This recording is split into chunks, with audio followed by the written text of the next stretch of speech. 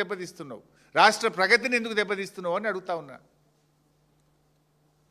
అసలు ఏమన్నా మాట్లాడితే ఏమన్నా ఒక సందర్భం ఉందా? ఇప్పుడు ఏదో పచ్చ కళ్ళద్దాలు పెట్టుకుంటే లోకమంతా పచ్చగా కనబడ్డట్టు ఈ రేవంత్ రెడ్డి బుద్ధే అది.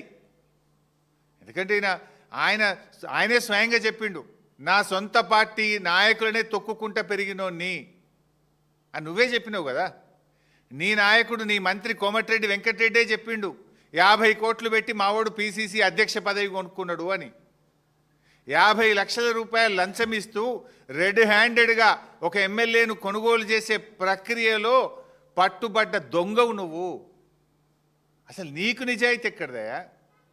మా దృష్టిలో ఒక పార్టీ అనేది తల్లి లాంటిది, పార్టీ అధ్యక్షులు ఒక తండ్రి లాంటి వారు. 25 సంవత్సరాలుగా ఒక రాజకీయ పార్టీలో నిజాయితీగా నిక్కచ్చిగా నాయకుడి అడుగుజాడల్లో త్యాగాల పునాదుల మీద ఎదిగిన నాయకత్వం మాది. నువ్వేందే చదువుకున్నది బీజేపీ లాంటి నువ్వే చెప్తివి, అదేవిధంగా పెరిగిందేమో తెలుగుదేశం లాంటివి, నౌకరేమో కాంగ్రెస్లో చేస్తున్నా అనబట్టివి. రేపేడుంటావో తెలియని రకం నువ్వు.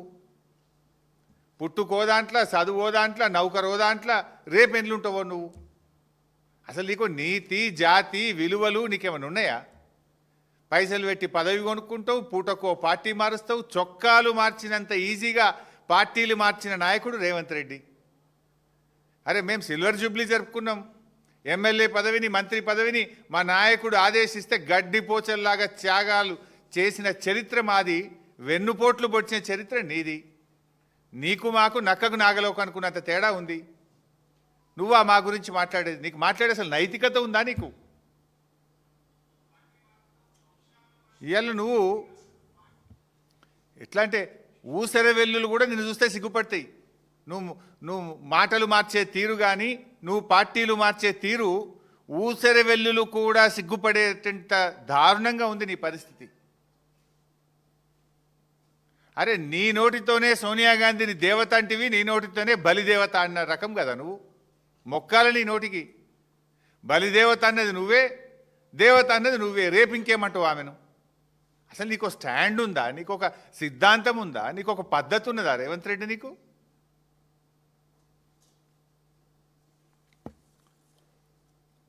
ఈరోజు నిన్న రేవంత్ రెడ్డి అన్ని అబద్ధాలే. కాళేశ్వరం లేకుండానే ఈ రాష్ట్రం అట ధాన్యం ఉత్పత్తిలో దేశంలో నంబర్ 1 చేసినట్టు నువ్వు చేసినావు. నువ్వు రాకముందే 2022-23 ఇది అఫీషియల్ డాటా. 2022-23లోనే 258 లక్షల మెట్రిక్ టన్నుల ధాన్యం ఉత్పత్తి చేసి దేశంలో తెలంగాణను నంబర్ 1గా నిలిపిందే కేసీఆర్ ప్రభుత్వం ఇన్ ద ఇయర్ 2022-23. అప్పుడే ఇన్ని వడ్లు కొనలేమంటేనే కదా ఢిల్లీకి పోయి మేము ధర్నాలు చేసింది కేసీఆర్ గారి నాయకత్వంలో. ఇవాళ ధాన్యం సేకరణలో కూడా 2020-21లో 141 లక్షల మెట్రిక్ టన్నుల ధాన్యం సేకరించి నంబర్ 1గా నిలిచిందే తెలంగాణ. ఇంత నువ్వు వచ్చినాక ఎప్పుడు సేకరించలే. ఈరోజు కూడా కాళేశ్వరం ప్రాజెక్టు నీళ్ళే పంటలు పండుతున్నాయి. ఇప్పుడు మల్లన్న సాగర్ కింద పండే పంట కాళేశ్వరం కాదా? రంగనాయక్ సాగర్ కింద పండే పంట కాళేశ్వరం కాదా? అనంతగిరి కింద పండే పంట కాళేశ్వరం కాదా? అవన్నీ కాళేశ్వరంకు దెర్ ఆర్ 3 సోర్సెస్. ఒకటి, బాగా పంట వర్షాలు పడితే ఎస్ఆర్ఎస్పి నుంచే కాళేశ్వరం నీళ్లు వాడతాం. మధ్య తరహా వర్షాలు పడితే ఎల్లంపల్లి నుంచి నీళ్లు వాడతాం. కరువు పరిస్థితులు వస్తే మేడిగడ్డ నుంచి నీళ్లు వాడతాం. గత 2 సంవత్సరాలుగా వర్షాలు పడ్డాయి కనుక ఇటు ఎల్లంపల్లి అటు ఎస్ఆర్ఎస్పి నుంచే కాళేశ్వరం మోటార్లు ఆన్ చేసినాం. కాళేశ్వరం ద్వారా రిజర్వాయర్లు నింపినాం. కాళేశ్వరం ప్రాజెక్టు ద్వారా లక్షల ఎకరాలకు ప్రత్యక్షంగా పరోక్షంగా సాగునీరు అందించినాం. ఎందుకు ఆ చిల్లర మాటలు మాట్లాడతావు? నువ్వు రాకముందే దేశంలో నంబర్ 1 తెలంగాణ. ధాన్యం ఉత్పత్తిలో, డాక్టర్ల ఉత్పత్తిలో తెలంగాణ నంబర్ 1 చేసిందే కేసీఆర్. ఇవాళ ఇక ఉత్తమ్ కుమార్ రెడ్డి గారు అంటే బాధపడతా ప్రజెంటేషన్ పెడితే నేను ప్రిపేర్ అయ్యి రాలేదు అని అసెంబ్లీకి వెళ్ళి లేచిపోయాడు. నువ్వు 2 ఏళ్ళు అయింది నీటిపారుదల శాఖ మంత్రి అయ్యి, ఇప్పుడన్నా ప్రిపేర్ అయ్యిరా.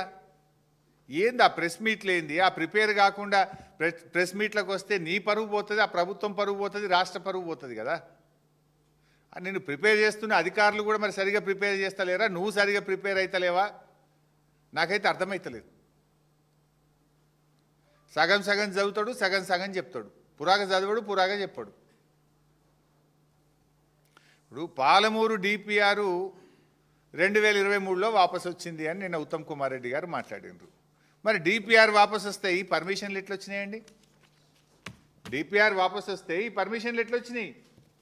ఇగో ఇది మినిస్ట్రీ ఆఫ్ ట్రైబల్ అఫైర్స్ 17/7/2023లో పాలమూరు ఎత్తిపోతల పథకానికి 90 టీఎంసీలతో బీఆర్ఎస్ ప్రభుత్వము ప్రతిపాదిస్తే దానికి కేంద్ర ప్రభుత్వంలో ట్రైబల్ వెల్ఫేర్ డిపార్ట్మెంట్ ఇచ్చిన క్లియరెన్స్. ఇగో ఇది ministry of environment and forest and climate change, ఇది ఎన్విరాన్మెంట్ అప్రైజల్ కమిటీ మా ప్రభుత్వం పోవడానికి 2 నెలల ముందు 10/8/2023 అంటే ఒక్క నెలనే కదా, డిసెంబర్ ఏమో, 2 నెలల ముందు 10/8/2023లో 90 టీఎంసీలకు డిపిఆర్ను మేము పంపిస్తే 10/8/2023 నాడు ఈఏసీ క్లియరెన్స్. ఇది 27/10/2023 అంటే ఒక్క నెల ముందు, ప్రభుత్వం పోవడానికి ఒక్క నెల ముందు. ఇది forest department, environment and forest department నుంచి వచ్చిన క్లియరెన్స్.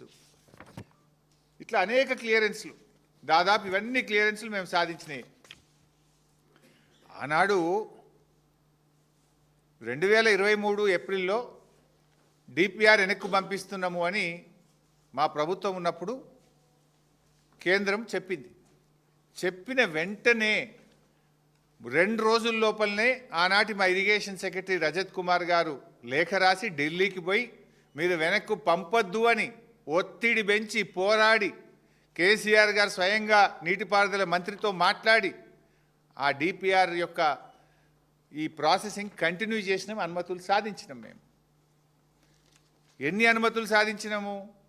పాలమూరు రంగారెడ్డికి 7 అనుమతులు బీఆర్ఎస్ ప్రభుత్వం సాధించింది. 1 కాదు, 2 కాదు. ఫారెస్ట్ డిపార్ట్మెంట్లో